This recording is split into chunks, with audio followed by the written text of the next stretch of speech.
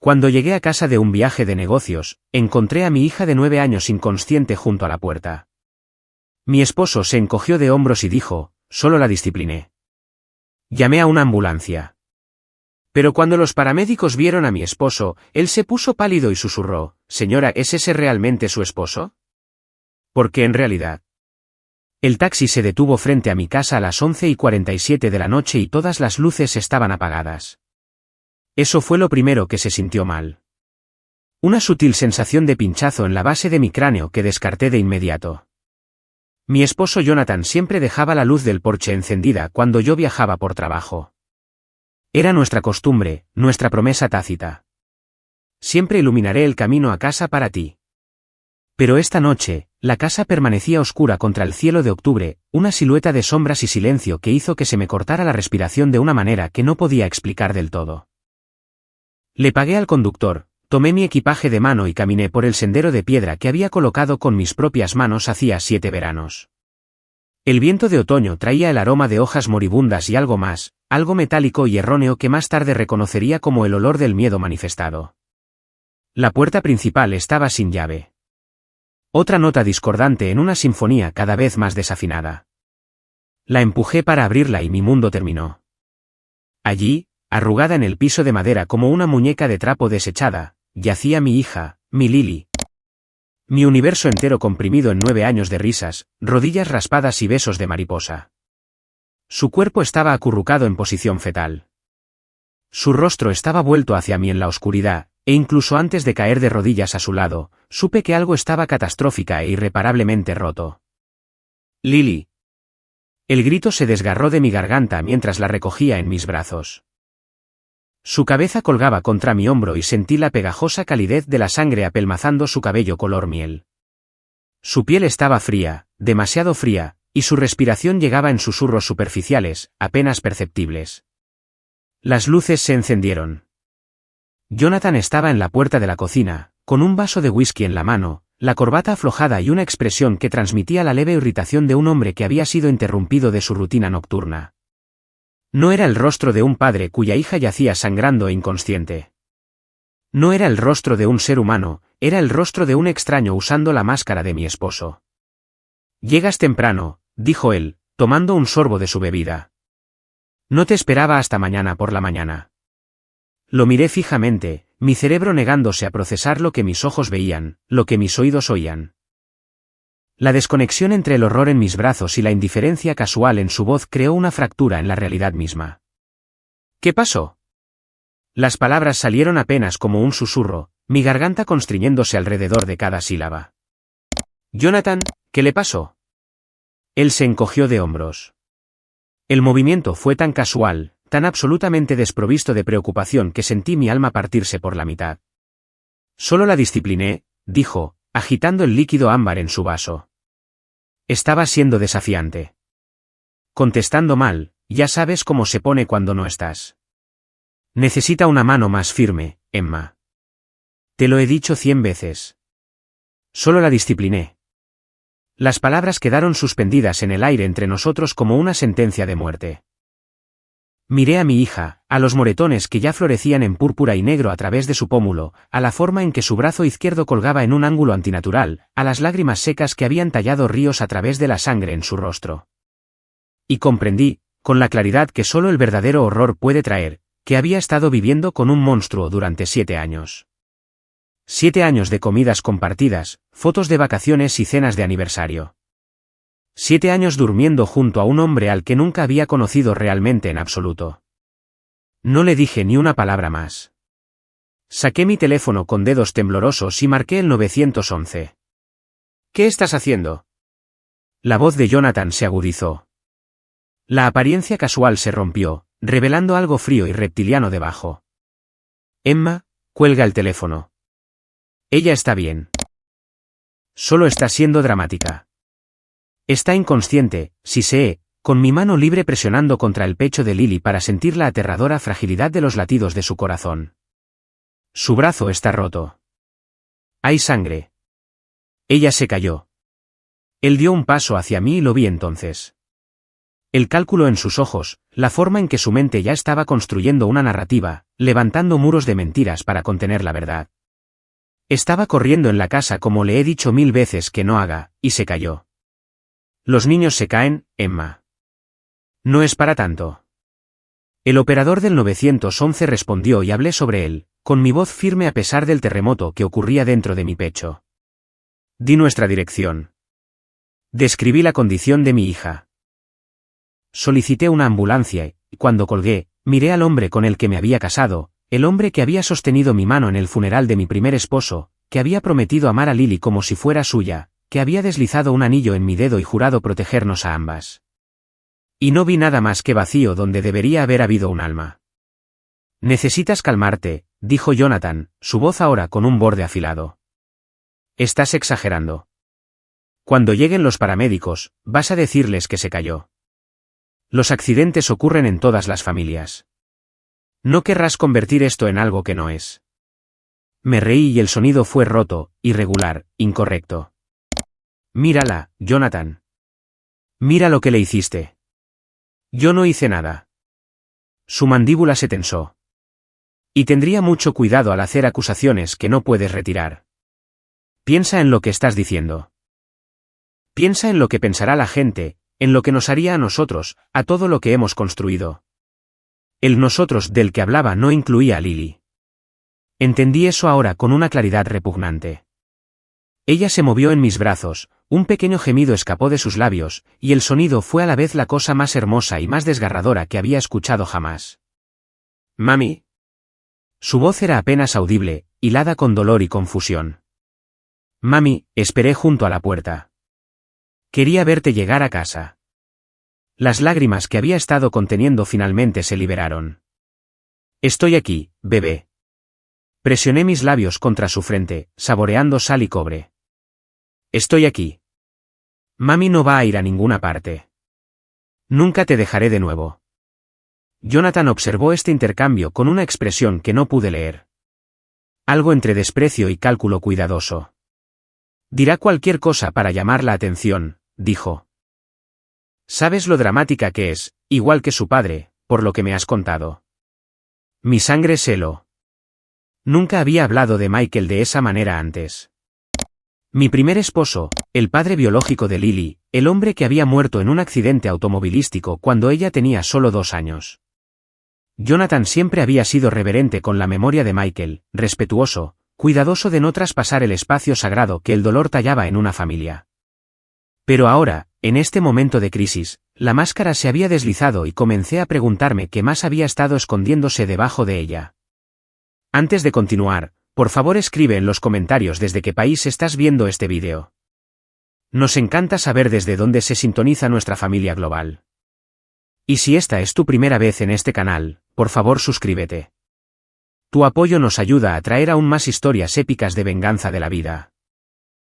Disfruta escuchando. La ambulancia llegó en 7 minutos. 7 minutos sosteniendo a mi hija rota. De ver a Jonathan caminar por la sala, de estar construyendo su historia. De sentir los cimientos de mi vida entera desmoronarse en polvo bajo mis pies. Los paramédicos entraron por la puerta con urgencia profesional. Una mujer de unos 50 años con ojos amables y manos firmes, y un hombre más joven, tal vez de unos 20 y tantos, llevando un maletín médico que parecía demasiado pequeño para contener el equipo necesario para salvar la vida de mi hija. Señora, ¿puede decirnos qué pasó? La mujer se arrodilló a nuestro lado, sus dedos ya moviéndose con precisión practicada para revisar los signos vitales de Lily. Abrí la boca para responder, pero Jonathan intervino suavemente. Se cayó corriendo por las escaleras. Mi esposa no estaba en casa. Acaba de regresar de un viaje de negocios, pero yo vi todo. Los niños son descuidados. Ya sabe cómo es. El paramédico estaba ensamblando el equipo, pero noté que sus movimientos se habían ralentizado. Estaba mirando fijamente a Jonathan con una expresión que hizo que mi piel se erizara con una nueva alarma. Reconocimiento seguido de algo más oscuro. Confusión. ¿Miedo? Señor, dijo, con la voz cuidadosamente controlada. Necesito revisar sus vías respiratorias. ¿Podría retroceder, por favor? Jonathan dio medio paso atrás, con su sonrisa de vendedor firmemente en su lugar. Por supuesto, por supuesto. Lo que necesiten. El joven paramédico se acercó más a mí, aparentemente para examinar las heridas de Lily, pero se inclinó y habló en una voz tan baja que casi no la escuché. Señora, necesito preguntarle algo, y necesito que mantenga mucha calma. Asentí, mi corazón martillando contra mis costillas. Él miró a Jonathan, quien se había movido a la cocina para rellenar su whisky, aparentemente despreocupado por la emergencia médica que ocurría en su hogar. Cuando volvió a mirarme, su rostro se había puesto pálido bajo la dura iluminación fluorescente. ¿Es ese realmente su esposo? La pregunta no tenía sentido. Parpadeé mirándolo, la confusión luchando con el terror que había tomado residencia permanente en mi pecho. ¿Qué es usted? Sí, ese es mi esposo, Jonathan Reeves. Hemos estado casados por 7 años. Las manos del paramédico temblaban ligeramente mientras examinaba la herida en la cabeza de Lily. Su compañera estaba hablando por radio, solicitando apoyo adicional, su tono profesional pero urgente. Señora, dijo de nuevo, y esta vez su voz se quebró. No sé cómo decirle esto, pero ese hombre miró hacia la cocina de nuevo. Crecí en Riverside, a unas 300 millas de aquí, y ese hombre se ve exactamente como alguien que conocí allí, alguien llamado Thomas Henley. No entiendo. Mi voz sonaba distante para mis propios oídos. Jonathan creció en Seattle. Se mudó aquí después de la universidad. Thomas Henley murió hace 15 años. Las palabras del paramédico cayeron como piedras en agua estancada. O al menos eso es lo que todos pensaron. Hubo un incendio. Toda su familia murió. Su esposa, sus 2 hijos. Encontraron 4 cuerpos, pero tragó saliva con dificultad. Hubo rumores de que los investigadores tenían dudas sobre la identificación, de que el cuerpo que pensaron que era Thomas podría haber sido de otra persona. El mundo se inclinó sobre su eje. Señora, creo que necesita llevar a su hija al hospital. Su voz era urgente ahora. Y creo que necesita quedarse allí con gente alrededor. No regrese a esta casa sola. Por favor. ¿Qué está diciendo?, susurré. ¿Qué me está diciendo? Pero antes de que pudiera responder, la voz de Jonathan cortó desde la puerta de la cocina. ¿Todo bien por allá? Su tono era amistoso, preocupado, perfectamente calibrado, pero vi la forma en que sus ojos se fijaron en el joven paramédico, la forma en que su cuerpo se había quedado antinaturalmente quieto. Ustedes dos parecen estar teniendo una gran conversación. El paramédico se levantó abruptamente. Solo explicando el protocolo de tratamiento, dijo, pero pude escuchar el miedo hilado a través de sus palabras. Necesitamos transportarla inmediatamente. Señora, puede ir con nosotros. Te seguiré en mi auto, dijo Jonathan. Los veré en el Hospital General del Condado. No. La palabra salió de mí antes de que pudiera detenerla. Cruda y primitiva. No, Jonathan. Quédate aquí. Sus ojos se entrecerraron. La máscara parpadeó, mostrando algo oscuro y peligroso debajo. Emma, ella es mi hijastra. Quiero estar allí para ella, para ti. Dije, quédate aquí. Por un largo momento, nos miramos el uno al otro a través de los escombros de lo que una vez creí que era una vida feliz. La mujer que yo había sido esta mañana, la mujer que había llamado a su esposo desde el aeropuerto para decirle que lo extrañaba, que le había comprado una corbata en una boutique en Chicago porque combinaba con sus ojos, esa mujer se había ido. En su lugar estaba alguien nuevo, alguien más duro, alguien que estaba comenzando a entender que se había casado con un extraño. Tenemos que irnos, dijo la paramédico suavemente. El tiempo es crítico. Recogí a Lily en mis brazos y los seguí hacia el aire frío de la noche, dejando a Jonathan parado en la puerta de la casa que habíamos compartido. Lo último que vi antes de que las puertas de la ambulancia se cerraran fue su rostro, calmado, compuesto, absolutamente ilegible. Y detrás de esa máscara, finalmente vislumbré la forma de algo monstruoso. Las siguientes 6 horas existieron en un borrón de luces fluorescentes, olores antisépticos y el pitido de máquinas que medían el frágil agarre de mi hija a la vida. Lily tenía una conmoción cerebral severa, un brazo izquierdo fracturado, 3 costillas agrietadas y moretones internos que la habrían matado si hubiéramos esperado mucho más para buscar ayuda. La doctora, una mujer cansada con manos suaves y ojos que habían visto demasiada crueldad del mundo, me habló en el pasillo mientras Lily dormía bajo sedación pesada. Señora Reeves, necesito hacerle algunas preguntas difíciles. Asentí, incapaz de hablar. Las lágrimas se habían detenido hace horas, reemplazadas por algo más duro, algo que ardía. Estas lesiones son inconsistentes con una caída. El patrón de los moretones, la fuerza requerida para crear este nivel de daño. Hizo una pausa, eligiendo sus palabras cuidadosamente. Alguien lastimó a su hija, alguien con una fuerza significativa, y basándonos en las etapas de curación de algunos moretones más antiguos que encontramos durante nuestro examen. Esta no fue la primera vez. Moretones más antiguos. La frase me golpeó como un golpe físico. Pensé en todas las veces que Lily había dicho que se había golpeado contra algo, tropezado con sus propios pies, caído de su bicicleta. Todas las veces que Jonathan había explicado servicialmente sus lesiones antes de que ella pudiera hacerlo. Todas las veces que había aceptado esas explicaciones sin cuestionar porque confiaba en mi esposo. Porque amaba a mi esposo, porque había necesitado que él fuera el buen hombre que yo creía que era. Después de perder a Michael, después de sobrevivir al dolor que casi me había tragado entera, había necesitado que Jonathan fuera mi segunda oportunidad. Y así, me había negado a ver lo que había estado justo frente a mí. ¿Qué clase de madre me convertía eso? Voy a llamar a los servicios de protección infantil, continuó la doctora. Y a la policía. Esta es una situación de reporte obligatorio. Lo siento. No lo sienta. Mi voz sonaba hueca. Llámelos. Llame a todos. Quiero que todos sepan lo que le pasó a mi hija.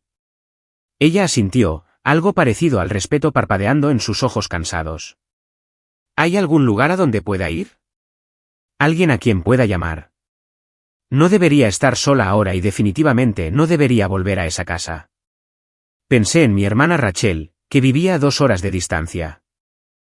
Pensé en mi madre, que me había advertido sobre Jonathan desde el principio, que había dicho que había algo extraño en el que no podía nombrar del todo. Pensé en todas las personas a las que había alejado durante los últimos 7 años porque Jonathan me había aislado lenta y sistemáticamente de todos los que podrían haber visto a través de su fachada cuidadosamente construida. No tengo a dónde ir, admití, pero no me iré de este hospital hasta que mi hija lo haga. Y entonces iremos a algún lugar donde él nunca nos encuentre. La doctora puso una mano en mi brazo. Hay una trabajadora social aquí que puede ayudar. Y una detective de la unidad de víctimas especiales está en camino. Manténgase fuerte, señora Reeves. Su hija la va a necesitar. Regresé a la habitación de Lily y me senté junto a su cama, observando su pecho subir y bajar con cada respiración monitoreada. En sueños, su rostro estaba en paz a pesar de los moretones. El rostro del bebé que había acunado en el hospital hace 9 años. El rostro de la niña pequeña que había dado sus primeros pasos hacia mí. El rostro de la niña que había llorado por su papá en los meses posteriores al accidente de Michael. ¿Michael? El pensamiento de mi primer esposo abrió una puerta que había mantenido cuidadosamente cerrada durante 7 años. Michael Campbell había sido mi amor de la universidad, el chico que me había cortejado con poesía y una terrible forma de tocar la guitarra y una sinceridad que hacía que todo lo que hacía se sintiera como una declaración de amor. Nos habíamos casado jóvenes, demasiado jóvenes decían nuestros padres, pero habíamos sido felices de una manera que se sentía infinita.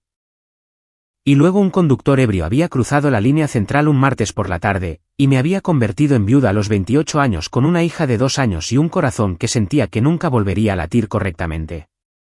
Jonathan había aparecido en mi vida 6 meses después en un grupo de apoyo para personas que habían perdido a seres queridos. Era guapo, encantador y paciente, dispuesto a esperar todo el tiempo que fuera necesario para que yo estuviera lista para amar de nuevo. Él entendía el dolor. Dijo que había perdido a sus padres joven. Sabía lo que se sentía tener el mundo arrancado de debajo de ti. ¿Había sido algo de eso, verdad? La pregunta circulaba en mi mente como un buitre esperando la muerte. Si el joven paramédico tenía razón, si Jonathan era realmente otra persona, alguien con una familia muerta y un pasado envuelto en fuego y cenizas, entonces, ¿con quién había compartido mi cama durante 7 años? ¿A quién le había confiado la vida de mi hija? Un golpe en la puerta me sacó de mis pensamientos en espiral. Una mujer estaba parada en la puerta, de unos 40 y tantos años, con cabello oscuro con vetas plateadas y ojos que habían visto cada tono de la oscuridad humana. Llevaba una placa de detective en su cinturón y se comportaba con la autoridad tranquila de alguien que era muy bueno descubriendo secretos. Señora Reeves, soy la detective Juliana Cortez, Unidad de Víctimas Especiales. Necesito hablar con usted sobre lo que le pasó a su hija. Asentí y la seguí a una pequeña sala de consultas al final del pasillo. Las paredes estaban pintadas de un azul relajante, pero nada podía suavizar la conversación que estábamos a punto de tener. Cuénteme todo, dijo ella. Empiece desde el principio. Así que lo hice. Le conté sobre llegar a casa y encontrar a Lily inconsciente, sobre la desestimación casual de Jonathan de sus heridas, sobre la extraña advertencia del paramédico y el nombre que había susurrado, Thomas Henley. La expresión de la detective Cortez permaneció cuidadosamente neutral todo el tiempo, pero vi sus ojos agudizarse ante la mención del nombre. Thomas Henley, repitió. El incendio de Riverside. Eso fue antes de mi tiempo, pero sé al respecto. Todos en las fuerzas del orden saben al respecto. ¿Por qué? ¿Qué pasó? Se quedó callada por un momento, considerando cuánto revelar. Finalmente, se inclinó hacia adelante, bajando la voz. Hace 15 años, un incendio en una casa mató a 3 personas en Riverside. Christina Henley y sus 2 hijos, de 4 y 6 años. El esposo, Thomas Henley, fue inicialmente presumido como una cuarta víctima, pero una autopsia reveló que el cuerpo identificado como Thomas Henley era en realidad un desconocido sin identificar. Un indigente que había desaparecido de un refugio la semana anterior. El verdadero Thomas Henley nunca fue encontrado. La habitación se sintió como si se estuviera encogiendo, las paredes presionando sobre mí desde todos los lados. Había evidencia, continuó la detective Cortez, de que el incendio había sido provocado deliberadamente, que Thomas Henley había matado a su familia, fingido su propia muerte y desaparecido. Pero sin un cuerpo, sin pruebas contundentes, el caso se enfrió. Fue declarado legalmente muerto hace 7 años. Pero los investigadores nunca dejaron de creer que estaba allá afuera en algún lugar, viviendo una nueva vida, construyendo una nueva identidad. Jonathan, mi voz se quebró. ¿Crees que Jonathan es Thomas Henley? Creo que es una posibilidad que necesitamos investigar muy seriamente. Sacó su teléfono mostrándome una fotografía. Este es Thomas Henley. Es de hace 15 años, pero la estructura facial no cambia mucho. Miré fijamente la imagen en la pantalla. El hombre en la fotografía era más joven, con cabello diferente y un estilo diferente, pero los ojos eran los mismos. La forma de su mandíbula, el ángulo de sus pómulos, la forma en que su boca se curvaba en una sonrisa que prometía calidez pero no entregaba nada. Era Jonathan. Siempre había sido Jonathan. ¡Oh, Dios! La comprensión me golpeó como un golpe físico sacando el aire de mis pulmones. Me casé con él. Lo dejé entrar a mi casa. Lo dejé acercarse a mi hija. Usted no sabía. La voz de la detective Cortez era firme. Usted no tiene la culpa de lo que él hizo. Usted es una víctima aquí, señora Reeves. Usted y su hija ambas. Pero sus palabras no podían penetrar el muro de culpa que se estaba construyendo a mi alrededor ladrillo por ladrillo. Yo había elegido a este hombre. Yo había amado a este hombre. Había cerrado los ojos a cada señal de advertencia porque estaba tan desesperada por tener a alguien que llenara el vacío que la muerte de Michael había dejado atrás. Y Lily había pagado el precio. Ya hemos emitido una orden de búsqueda y captura para su esposo, continuó la detective Cortez. Los oficiales fueron a su casa hace una hora, pero él ya no estaba. La casa estaba vacía, y parece que empacó una maleta antes de irse. ¿Él huyó? Por supuesto que lo había hecho. Tenía experiencia en desaparecer, en convertirse en otra persona. Él ha hecho esto antes. Sí, pero esta vez cometió un error. Esta vez hay testigos, evidencia, una víctima que sobrevivió. Ella extendió la mano a través de la mesa y tocó mi mano. Vamos a encontrarlo, señora Reeves. Y vamos a asegurarnos de que nunca lastime a nadie de nuevo. Las siguientes 72 horas reformaron todo lo que creía saber sobre mi vida. Mientras Lily se recuperaba en el hospital, su resiliencia rompiendo mi corazón y reparándolo en igual medida, la detective Cortez y su equipo desmantelaron la ficción que había sido mi matrimonio. Jonathan Reeves no existía. La identidad había sido cuidadosamente construida a partir de documentos robados y registros fabricados. Un mosaico de mentiras ensamblado con precisión quirúrgica.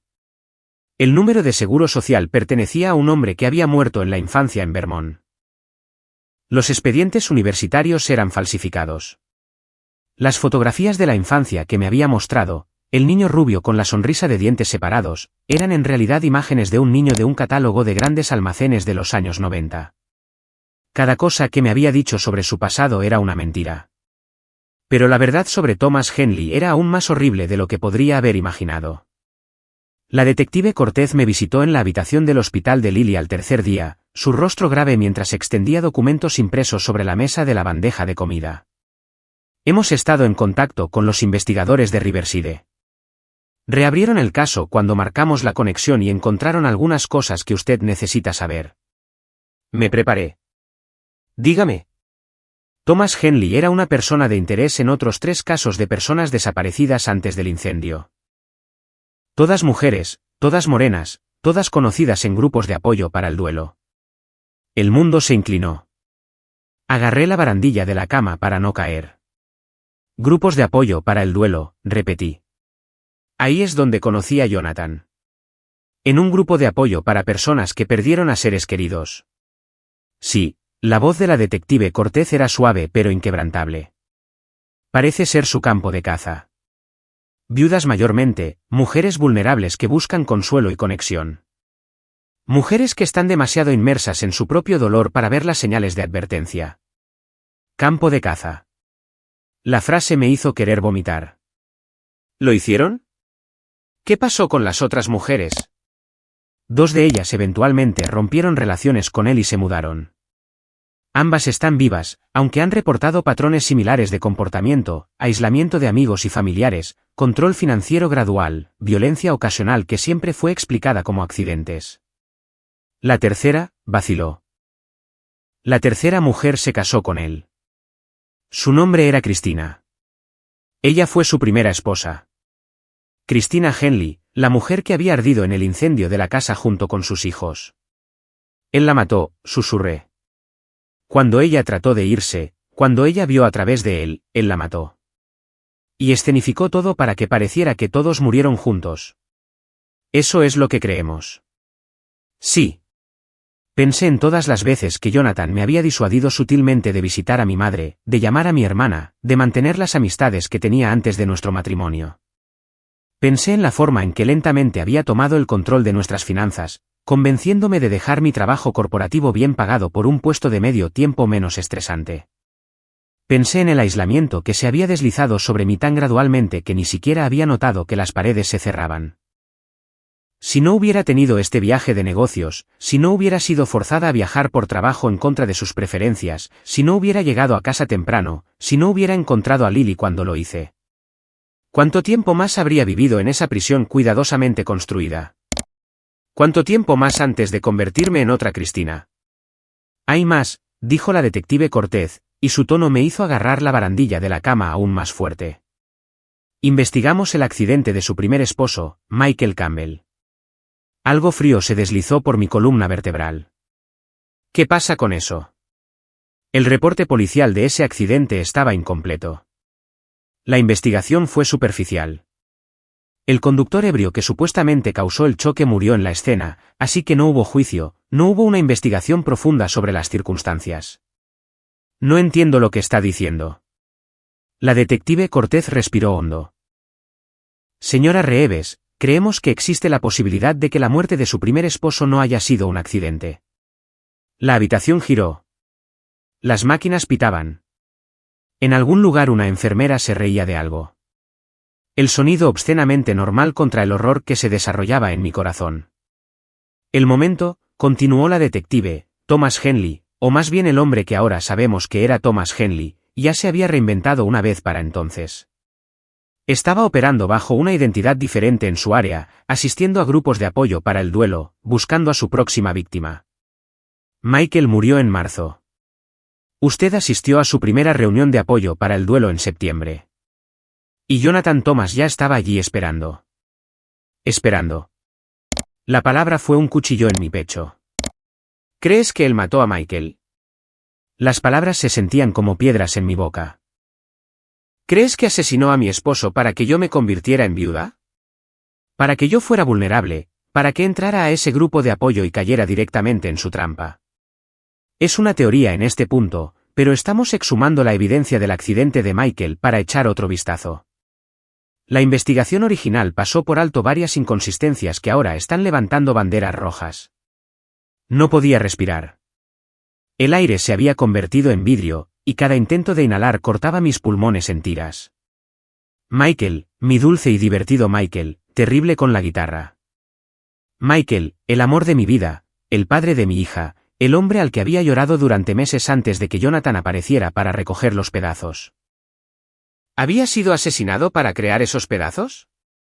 El dolor que casi me había destruido había sido fabricado, diseñado por un monstruo que luego intervino para consolarme, para cortejarme, para reclamarme como suya. Mami. La pequeña voz cortó mi espiral. Me volví para ver a Lily despierta, sus ojos muy abiertos y preocupados, su brazo roto apoyado en almohadas. Mami, ¿por qué estás llorando? Crucé hacia su cama en 3 pasos y la recogí en mis brazos tan suavemente como sus heridas lo permitían. Presioné mi rostro en su cabello color miel, el cabello de Michael, los ojos de Michael, la sonrisa de Michael, y me permití sollozar. Estoy bien, bebé, mentí. Solo estoy tan contenta de que estés mejorando. Estoy tan contenta de que estés aquí conmigo. Va a volver Jonathan. Su voz era pequeña, asustada. Dijo que si alguna vez le contaba a alguien sobre las cosas malas, se aseguraría de que no pudiera contárselo a nadie nunca más. Dijo que sería como con papá. Me quedé quieta. ¿Qué dijo sobre papá, Lily? Ella miró sus manos, pellizcando la cinta que aseguraba su vía intravenosa. Dijo que papá no tuvo realmente un accidente. Dijo que papá se fue a propósito porque ya no nos amaba, porque yo era mala. La rabia que surgió en mí fue bíblica. Era fuego e inundación y el grito de dioses antiguos de que este hombre, esta criatura, no solo había robado la vida de mi esposo, sino que también había envenenado la memoria de mi hija sobre su padre, había usado su propio dolor como un arma para controlarla, para silenciarla, para convencerla de que ella tenía la culpa. Lily. Ahuequé su rostro en mis manos, forzándola a encontrar mis ojos. Escúchame. Tu papá te amaba más que a nada en el mundo. Te amaba tanto. Su accidente no fue tu culpa. Y no fue porque quisiera dejarnos. Jonathan mintió. Te dijo mentiras terribles. Y ninguna de ellas es verdad. ¿Entiendes? Ninguna de ellas es verdad. Besé su frente, sus mejillas, su nariz. Eres lo mejor que le pasó a papá y a mí. Y nada de lo que dijo Jonathan cambiará eso nunca. Es un hombre muy enfermo, y nunca te va a lastimar de nuevo. ¿Lo prometo? La detective Cortez había retrocedido para darnos espacio, pero podía ver que había estado escuchando. Cuando la miré, su mandíbula estaba tensa con nueva determinación. Lo encontraremos, dijo. Cueste lo que cueste. Jonathan Thomas había sido cuidadoso. Había planeado su escape con la misma atención meticulosa al detalle que había aplicado para construir su falsa identidad. Pero 7 años de vivir como un hombre de familia lo habían vuelto complaciente, y había cometido errores.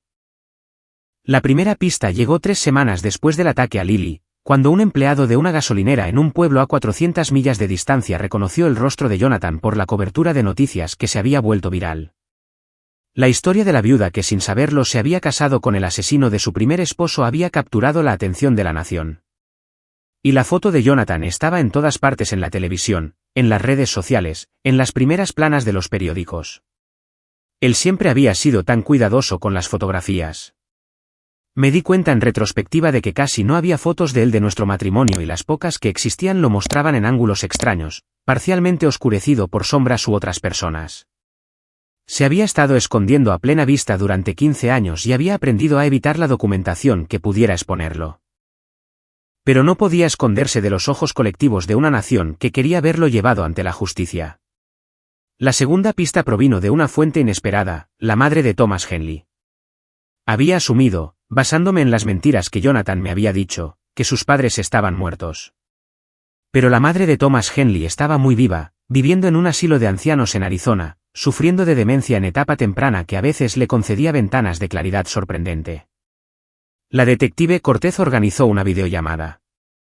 Observé desde otra habitación mientras la anciana, delgada, frágil, con los ojos llorosos por la edad, miraba una fotografía de su hijo y comenzaba a llorar.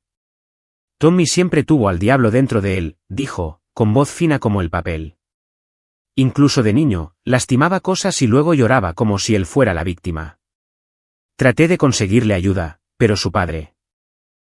Su padre decía que los niños son así.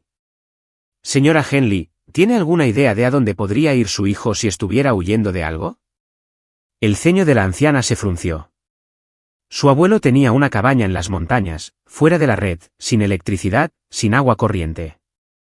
Tommy solía ir allí cuando lo necesitaba, cuando necesitaba alejarse, después de que su padre y yo nos divorciamos, después de las cosas que hizo. ¿Qué cosas? Pero la ventana de claridad se estaba cerrando.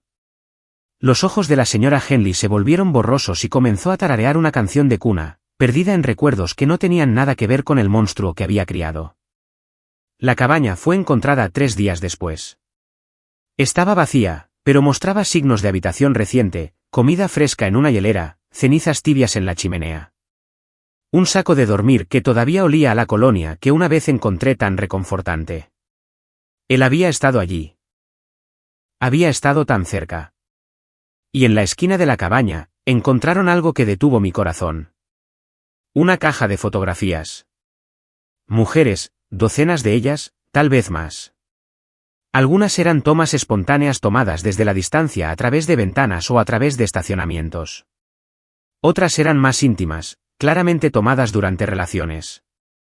Y en el reverso de cada fotografía, un nombre y una fecha. Cristina 2008. Eleanor 2010. Meredith 2014. Emma 2017. Mi fotografía estaba en esa caja. Una foto mía saliendo de la reunión del grupo de apoyo para el duelo donde había conocido a Jonathan por primera vez. Mi rostro en carne viva por las lágrimas. Mi vulnerabilidad en plena exhibición.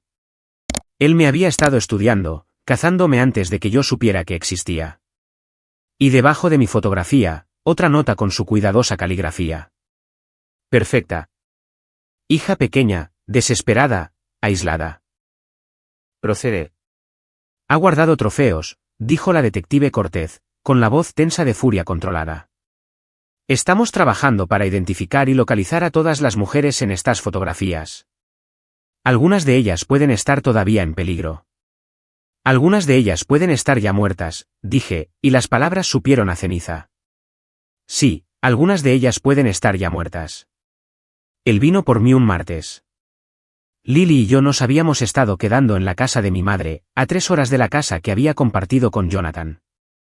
Teníamos un sistema de seguridad, un perro guardián, una patrulla de policía que pasaba cada 4 horas. Había aprendido defensa personal. Había comprado un arma, pero nunca puedes prepararte verdaderamente para el momento en que tu pesadilla entra por la puerta. Estaba sola en la casa, mi madre en el supermercado, Lily en la escuela con un oficial vestido de civil cerca.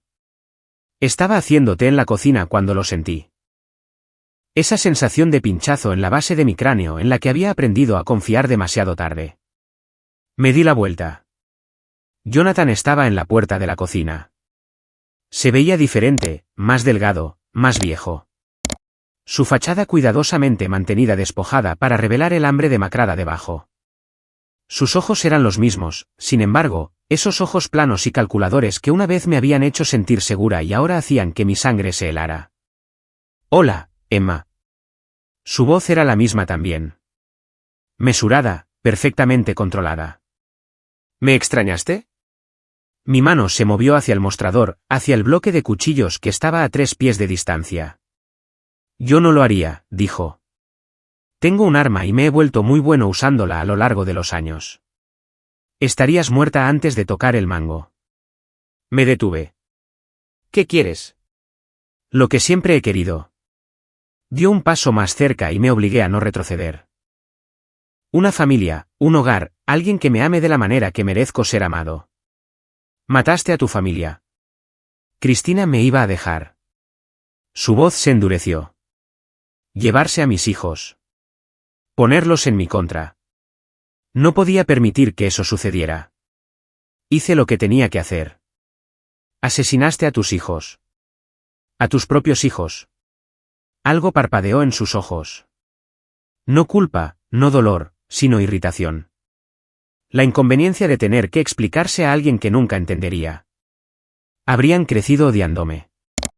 Cristina los habría envenenado contra mí de la manera en que su madre trató de envenenarla a ella. Los salvé de eso. Los salvé de una vida de confusión y dolor. Lo miré fijamente, viendo claramente por primera vez la profundidad de su delirio. En su mente, él era la víctima, siempre la víctima.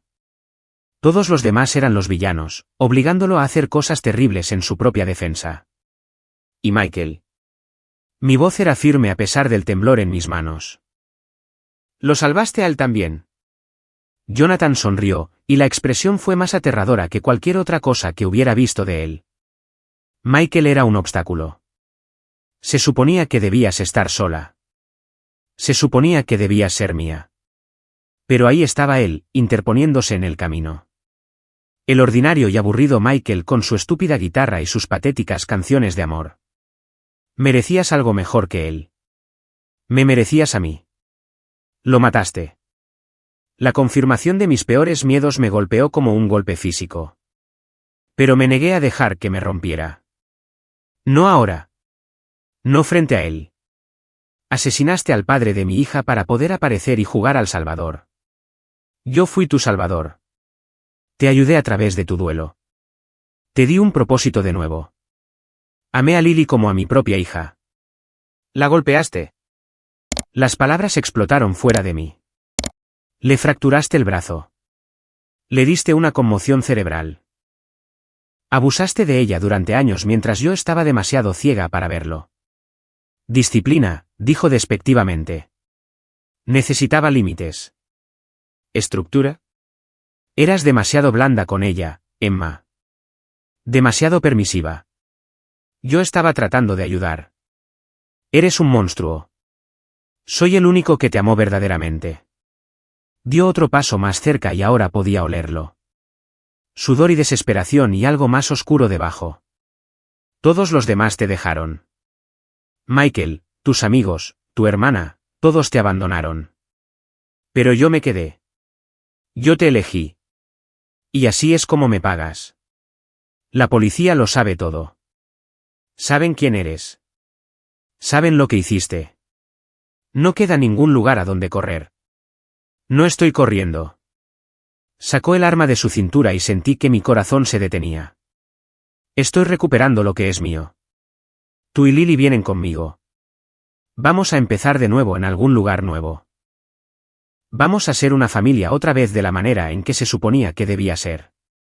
Lily se está recuperando de las heridas que tú causaste. Ella te tiene terror. Se despierta gritando por pesadillas sobre ti. ¿Y crees que va a ir contigo voluntariamente? Ella aprenderá. Su voz era fría ahora. La pretensión de calidez finalmente cayó. Ella se adaptará. Los niños son resilients. Ella olvidará eventualmente y seremos felices de nuevo. Los tres. Miré al hombre con el que me había casado, el hombre junto al que había dormido durante 7 años, el hombre al que le había permitido criar a mi hija, el hombre que había asesinado a mi primer esposo para crear las circunstancias para nuestro encuentro. Y entendí con terrible claridad que no había razonamiento con él, no había escape a través de las palabras. Pero también entendí algo más. Yo no era la misma mujer que había entrado en ese grupo de apoyo para el duelo hace 8 años. No era la viuda rota y desesperada que se había aferrado a cualquier mano que se extendiera hacia ella en la oscuridad. Había pasado por el infierno y había sobrevivido y había terminado de ser una víctima. Oye, dije.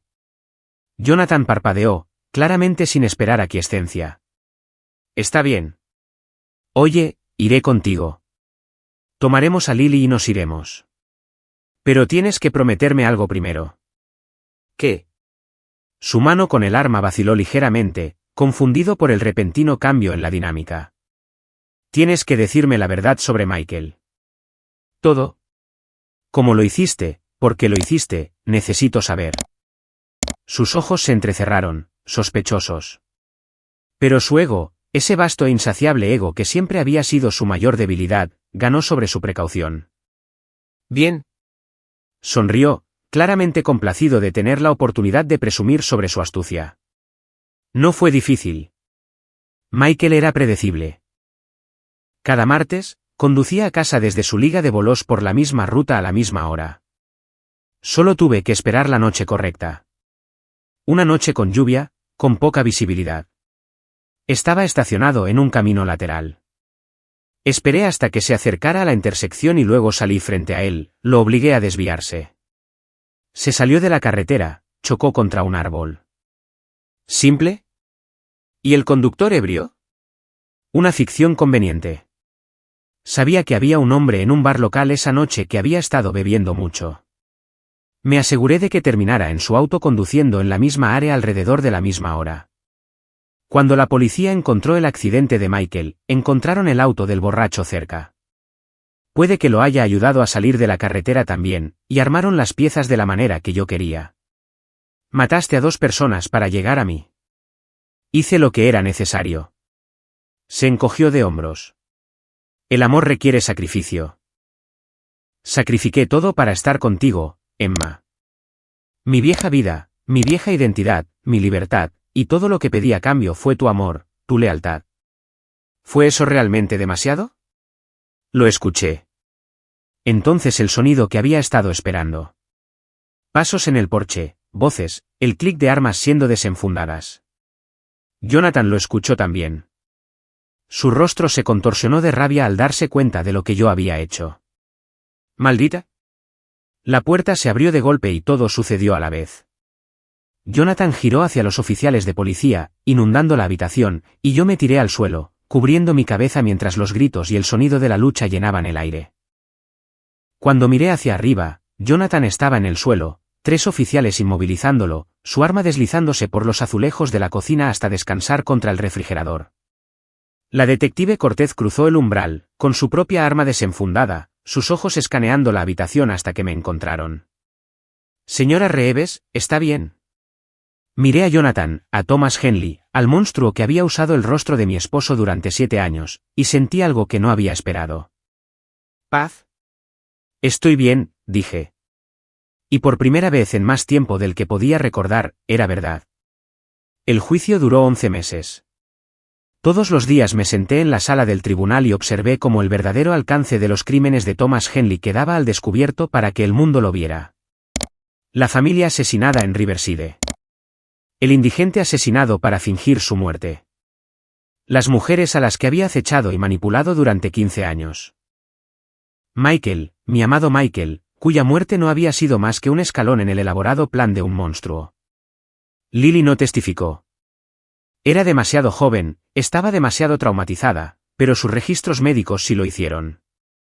Las fotografías de sus heridas se mostraron en una pantalla, y observé los rostros del jurado mientras absorbían la realidad de lo que le había hecho a una niña de 9 años.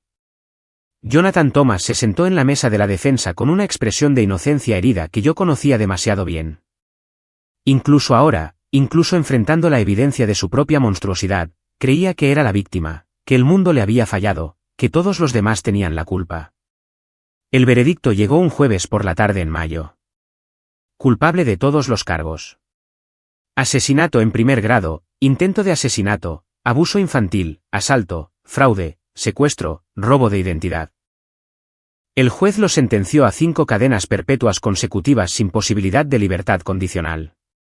Mientras los alguaciles se lo llevaban, Thomas se volvió para mirarme una última vez. Sus ojos eran planos, vacíos, absolutamente desprovistos de remordimiento o humanidad. Arruinaste todo, dijo. Podríamos haber sido felices. Me puse de pie, con la mano de mi hija en la mía, mi madre y mi hermana flanqueándome a ambos lados. No, dije, no podríamos haberlo sido porque nunca nos amaste. Solo amabas la idea de poseernos. Le di la espalda y salí de la sala del tribunal. Nunca lo volví a ver. 3 años después, Lily y yo estábamos en una playa en Oregón, viendo la puesta de sol pintar el cielo en tonos de oro y rosa. Ella tenía 12 años ahora, más alta, su cabello color miel ondeando en el viento con aroma a sal. Las pesadillas venían con menos frecuencia en estos días. El terapeuta decía que estaba sanando. Yo lo creía. Podía verlo en la forma en que reía, la forma en que sonreía, la forma en que corría a lo largo de la orilla sin mirar por encima del hombro. Habíamos construido una nueva vida aquí, lejos de los recuerdos y la atención de los medios. Había comenzado a escribir una memoria, una historia de supervivencia, un testamento para las mujeres que habían venido antes que yo y las que habían venido después. El anticipo había sido suficiente para comprar una pequeña casa cerca del agua, y pasaba mis días con palabras y mis noches con mi hija. Algunas heridas nunca sanan por completo. Sabía que llevaba la pérdida de Michael conmigo, siempre, un dolor ahora complicado por el conocimiento de cómo había muerto realmente. Llevaba culpa por los años que había pasado ciega a la verdadera naturaleza de Jonathan. Por el sufrimiento que Lily había soportado bajo mi techo. Pero también llevaba algo más ahora. Algo más fuerte. Supervivencia. Crecimiento. El amor feroz e inquebrantable de una madre que había caminado a través del fuego y emergido con cicatrices pero de pie. Mamá. La voz de Lily me sacó de mis pensamientos. Estaba parada en la orilla del agua, las olas lamiendo sus pies descalzos. ¿Crees que a papá le hubiera gustado estar aquí? Bajé para unirme a ella, deslizando mi brazo alrededor de sus hombros mientras enfrentábamos el océano infinito y expansivo juntas. Creo que le hubiera encantado, dije. Creo que le hubiera encantado ver en quién te estás convirtiendo. Creo que probablemente está mirando ahora mismo desde donde quiera que esté, sintiéndose orgulloso de ti. ¿Crees que él sabe sobre todo lo que pasó? Pensé en eso por un momento, sobre la naturaleza de la muerte y la memoria y las extrañas formas en que el amor persiste más allá de la tumba. Creo que él sabe que estamos a salvo, dije finalmente. Creo que eso es lo que le importa. Creo que eso es todo lo que siempre le importó. Lily apoyó su cabeza contra mi hombro y nos quedamos allí mientras el sol se hundía bajo el horizonte, pintando el mundo en tonos de posibilidad. Me alegro de que llegaras a casa temprano esa noche, dijo suavemente. Estaba tan asustada. Pensé que iba a morir y luego escuché tu voz y supe que todo iba a estar bien. Las lágrimas picaron mis ojos, pero parpadeé para contenerlas. Yo también me alegro, bebé. Me alegro tanto, tanto. La última luz se desvaneció del cielo y las primeras estrellas comenzaron a emerger. Luz antigua de soles distantes, constante y eterna. Nos quedamos allí juntas en la oscuridad, madre e hija, sobrevivientes ambas. Y supe con una certeza que se asentó profundamente en mis huesos, que íbamos a estar bien, más que bien. Íbamos a ser libres. Algunos monstruos usan los rostros de las personas que amamos. Pero las cadenas más fuertes son las que forjamos nosotras mismas, los lazos de la familia, de la verdad, del coraje de ver claramente y actuar decisivamente cuando todo está en juego. Esta historia está dedicada a todas las mujeres que han escapado, que todavía están luchando, que todavía están buscando la luz. No están solas. Son más fuertes de lo que saben. Y su historia no ha terminado. Apenas está comenzando.